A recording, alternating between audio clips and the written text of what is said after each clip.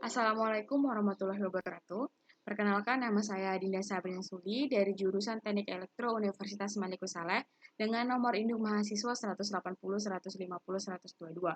Di kesempatan kali ini saya akan menjelaskan tentang persamaan-persamaan Maxwell dan syarat-syarat batas dari buku Skaum Series bab 13 untuk memenuhi tugas mata kuliah medan elektromagnetik. Untuk itu, happy watching. Dan langsung saja kita masuk ke subbab pertama, yaitu syarat-syarat batas medan magnetik. Nah, yang pertama adalah jika H dan B berada di perbatasan dua bahan, seperti pada E dan D di perbatasan dua bahan dielektrik. Nah, maksudnya adalah jika kita periksa H dan B pada perbatasan dua buah bahan, kita dapat mengharapkan atau menjumpai perubahan-perubahan mendadak sama seperti pada E dan D pada perbatasan dua bahan dielektrik yang berbeda. Nah, yang kedua, pada gambar ini ditunjukkan permukaan batas yang memisahkan bahan satu dengan sifat-sifat tau 1 dan mu R1 dari bahan 2 dengan tau 2 dan mu R2. Jadi ini ada dua buah bahan yang dipisahkan. Yang satu mempunyai sifat tau 1 dan mu R1 dan yang kedua memiliki sifat tau 2 dan mu R2. Nah, untuk yang poin ketiga, sifat-sifat B dapat ditentukan memakai silinder tegak kecil yang ditempatkan di perbatasan seperti gambar.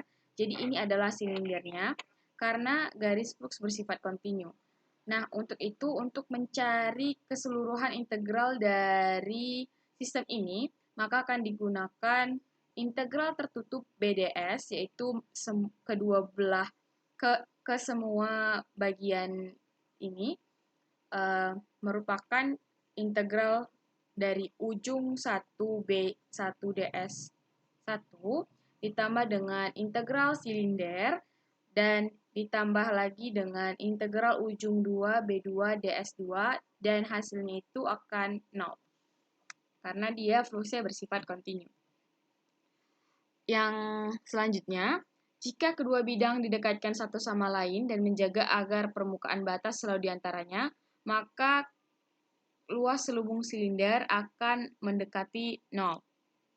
Nah, jadi ini apabila didekatkan ujung 1 dan ujung 2 akan mendekati 0. Apabila ini didekatkan dengan ini, maka akan mendekati 0. Jadi integral ujung 1 B1 DS1 ditambah integral ujung 2 B2 DS2 sama dengan 0.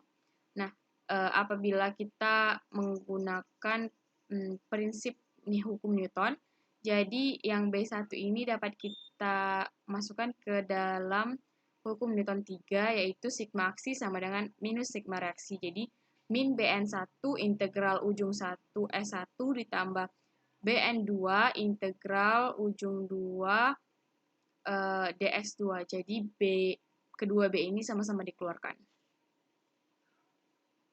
Nah, di mana Bn1 sama dengan Bn2. Itu dia tadi yang saya katakan untuk hukum Newton 3. Dengan kata lain, komponen normal dari B adalah kontinu melalui suatu perbatasan. Poin selanjutnya adalah perubahan H ketika melalui perbatasan dapat diperoleh dengan aplikasi hukum Ampere di sekitar lintasan seperti gambar. Dengan memisalkan tak ada arus permukaan pada perbatasan itu dengan membuat persegi panjang. Dengan membuat persegi panjang ini menciut, maka akan membuat suatu persamaan, yaitu 0 sama dengan integral tertutup H dI menjadi HLI delta L1 dikurang L2 delta L2, di mana nanti akan menghasilkan bahwasanya HL1 sama dengan HL2. Jadi H yang tangensial memiliki proyeksi yang sama pada kedua sisi persegi panjang. Karena persegi panjang dapat diputar 90 derajat dan dilakukan secara berulang. Nah, untuk itu akibatnya HT1 sama dengan HT2. Dengan kata lainnya, komponen tangensial H kontinu pada permukaan batas yang bebas arus. Untuk slide selanjutnya, yaitu lembaran arus di perbatasan. Jika konduktivitas salah satu bahan di perbatasan tidak nol, maka dimungkinkan ada arus yang terjadi.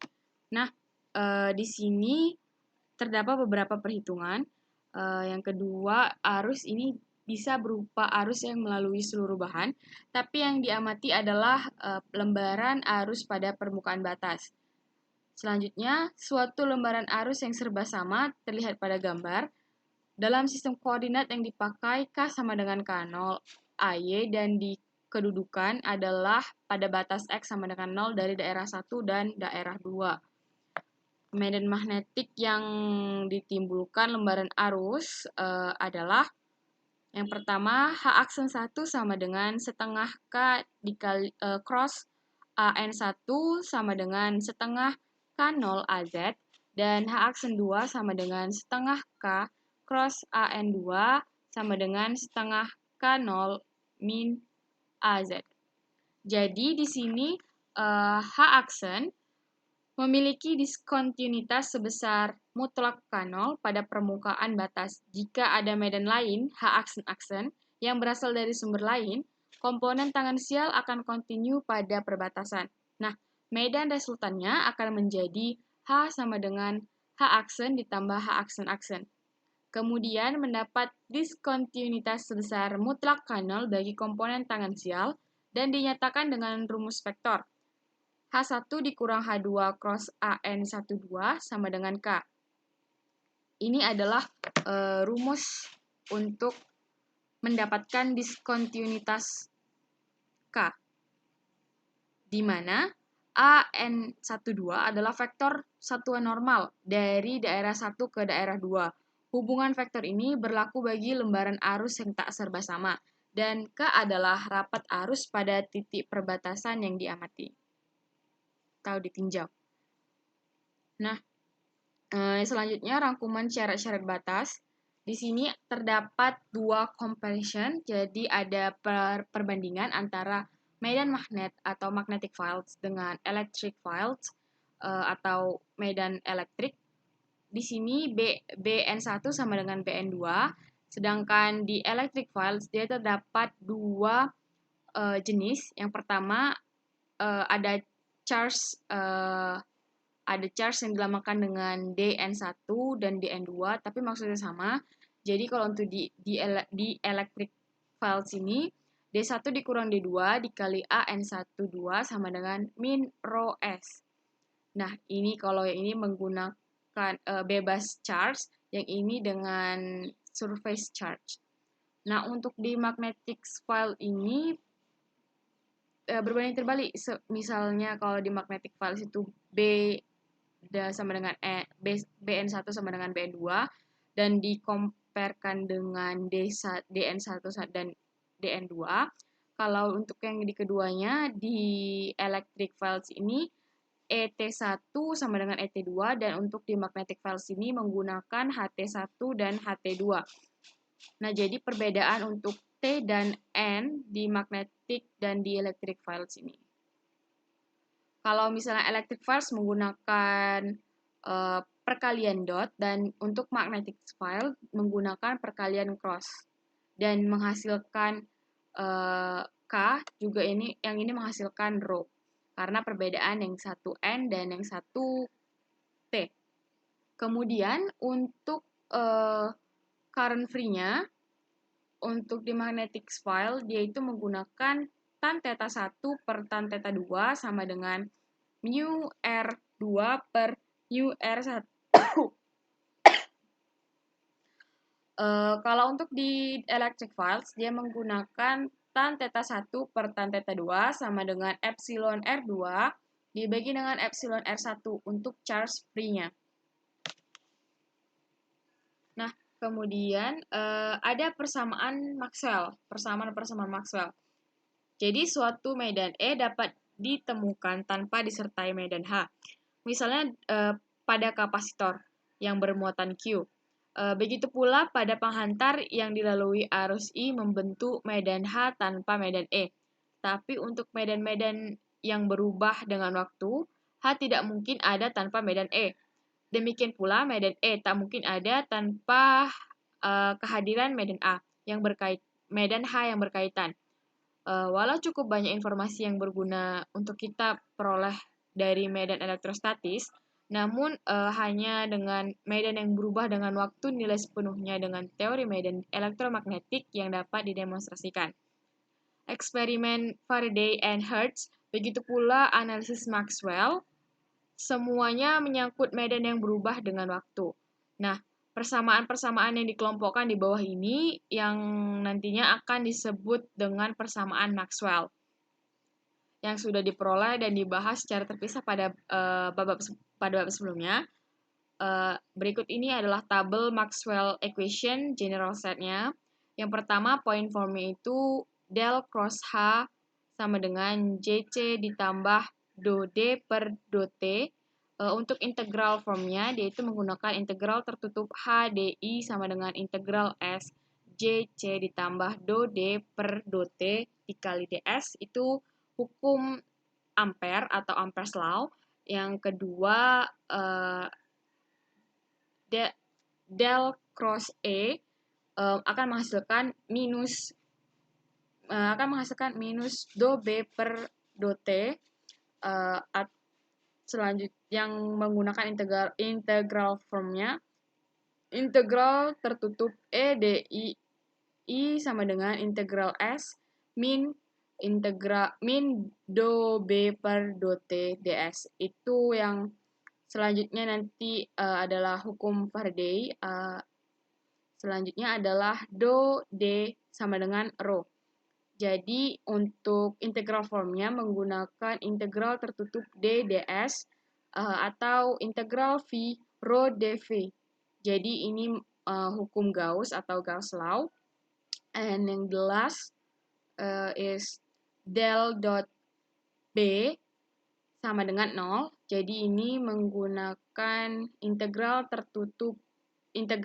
S tertutup B ds sama dengan 0. Jadi dia di sini nggak ada kutub, tidak adanya monopol magnetik. Nah, selanjutnya dalam ruang di mana tak ada muatan, rho sama dengan 0, maupun arus konduksi JC sama dengan 0, persamaan Maxwell menjadi ini, integral formnya sedikit berubah apabila rho sama dengan 0 dan JC sama dengan 0. Yang awalnya tadi del cross H sama dengan do D per dt ini ada JC-nya menjadi hilang, dan selanjutnya integral formnya menjadi ini. Dapat kita comparekan bahwasannya apabila JC dan rho-nya itu menjadi 0, maka integral formnya itu juga akan berubah.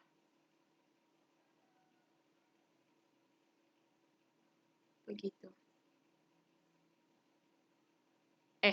Apabila JC dan rho-nya sama dengan 0, maka integral formnya juga tetap berubah. Nah, sekian presentasi saya tentang persamaan Maxwell di bab 13 ini. Terima kasih atas perhatiannya. Apabila ada kata-kata yang salah, saya mohon maaf, dan saya akhiri dengan wabillahi taufiq wal hidayah. Wassalamualaikum warahmatullahi wabarakatuh. Thank you.